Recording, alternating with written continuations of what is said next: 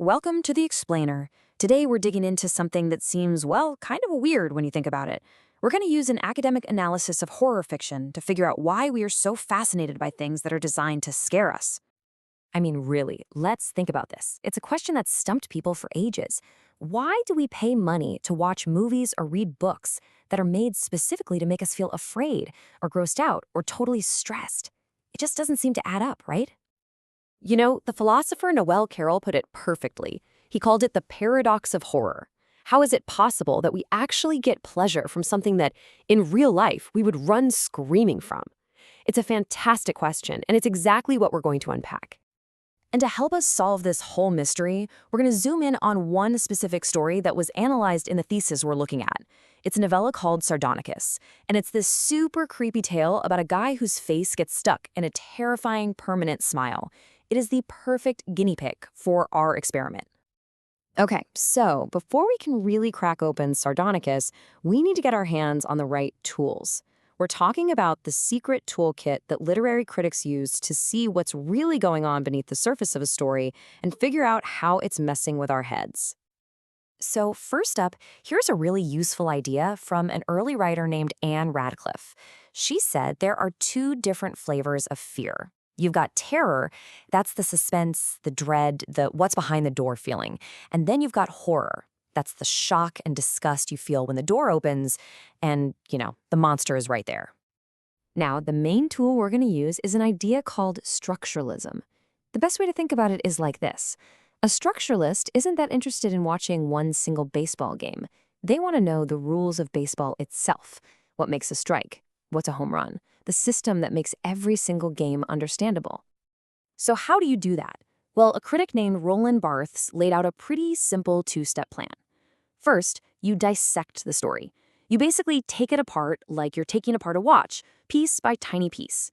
Then, you put it all back together to see how all those little gears and springs work together to make the whole thing tick.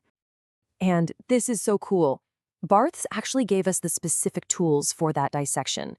He called them his 5 codes. Just think of them as 5 different pairs of glasses. You put on one pair and you see the plot. You put on another and you see all the mysteries.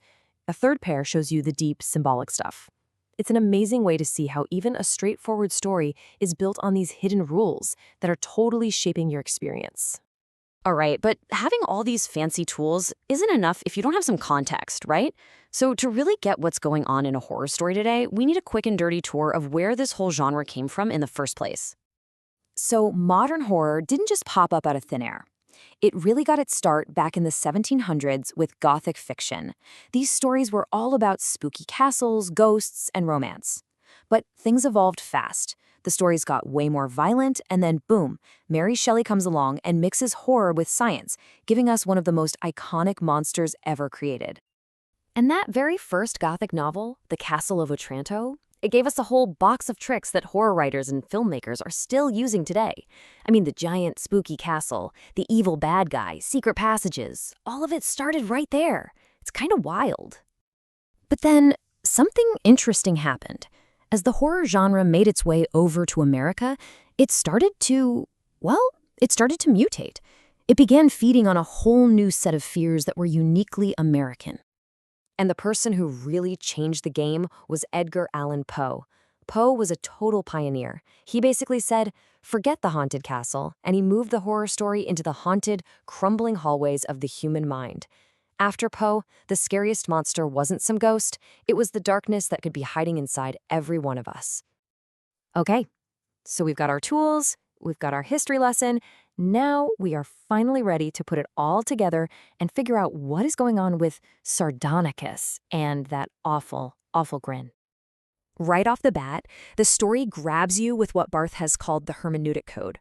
It drops a huge mystery in your lap. What in the world is the secret behind this guy's face? That single question becomes the engine that pulls you through the entire story because you just have to know the answer. And we get a sense of the stakes right away because the story uses a clever shortcut, the cultural code. It taps into an idea we all already know, the Faustian bargain, the whole deal with the devil thing. The story doesn't need to explain it because we're already primed to know that this kind of deal is going to end very, very badly. But then if we put on our symbolic code glosses, we see something deeper. That grin, it's not just a weird face. It's a symbol for the whole story's biggest fights, the beautiful surface that's hiding something monstrous underneath, and the humanity that can get lost when greed takes over. So, we've taken the story apart, we've put it back together. What did we learn? Let's go back to that big paradox we started with. Why do we love this stuff so much?